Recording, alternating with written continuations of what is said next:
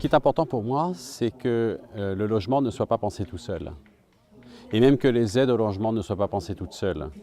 Dans la politique que nous conduisons, ce qui lui donne sens, c'est une cohérence d'ensemble. Nous avons agi et nous continuerons à agir sur l'emploi, la formation, le logement, les entreprises, la fiscalité. Dans tout ce que nous faisons, nous luttons contre l'entre-soi. La France est championne pour fabriquer des petits morceaux, des petites poches d'entre-soi un peu partout. Et ensuite, on a identifié des zones de précarité, d'inégalité, de marginalité, et on met en place des dispositifs publics de plus en plus compliqués et nombreux pour compenser. Compenser du mal-être, de l'écart. Bon. Nous, ce que nous faisons, c'est de lutter contre soi. C'est de considérer que le bien-être, c'est que les gens reprennent, soit de nouveau, chacun auteur de sa propre vie. C'est-à-dire qu'on puisse tous se dire à un moment donné, je n'aime plus ce que je fais, je veux changer. Ou je ne suis pas complètement satisfait de ce que j'ai fait jusqu'à maintenant, ou au contraire, ça va très bien, mais j'ai envie de faire autre chose, je suis attiré par autre chose, et que ça soit facile. Dans ce que nous faisons pour les jeunes en particulier, c'est-à-dire que ça induit, en fait, ça a conduit à penser la précarité autrement. Quand je discute souvent, j'ai beaucoup échangé avec des syndicalistes salariés, pour qui j'ai le plus grand respect, j'en étais un moi-même dans ma carrière. Je leur dis, la précarité, on ne va pas la définir pareil, parce que pour moi, ça n'est pas l'absence de CDI. Je ne le souhaite même pas pour mes fils, le CDI dans la même entreprise toute sa vie.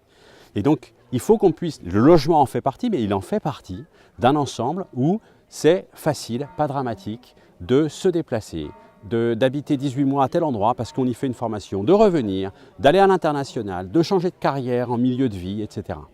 Et c'est dans cet ensemble-là que nous agissons pour qu'il y ait plus de souplesse, de flexibilité. Cette loi, elle est faite pour générer du flux en production et en vente. C'est pour, entre guillemets, secouer un petit peu les belles endormies que sont beaucoup d'offices HLM, qui sont très bien gérés, mais dont l'objet n'est pas de générer de la trésorerie. Donc c'est pour les forcer, en fait, à vendre, à se regrouper, à accéder à des emprunts uniquement avec le haut de bilan. Donc en fait, voilà, c'est une cohérence d'ensemble qui est importante pour moi. Les aides au logement, alors sachant que je ne suis pas un spécialiste du logement, mais ce qui est certain, c'est que dans la loi, ce que nous faisons, c'est que il n'est pas question de les supprimer. La diminution, non, il est question de les réattribuer, de les cibler. Je vous prenais l'exemple de la vente. En région parisienne ou dans des zones tendues, vendre un logement, ça peut rapporter jusqu'à 1 million d'euros. En région parisienne, pour produire un logement social, il faut 200 000 euros de fonds propres. Avec une vente, vous faites 4 à 5 logements sociaux. Il y a des endroits, notamment en zone rurale, où ça n'a aucun sens de vendre.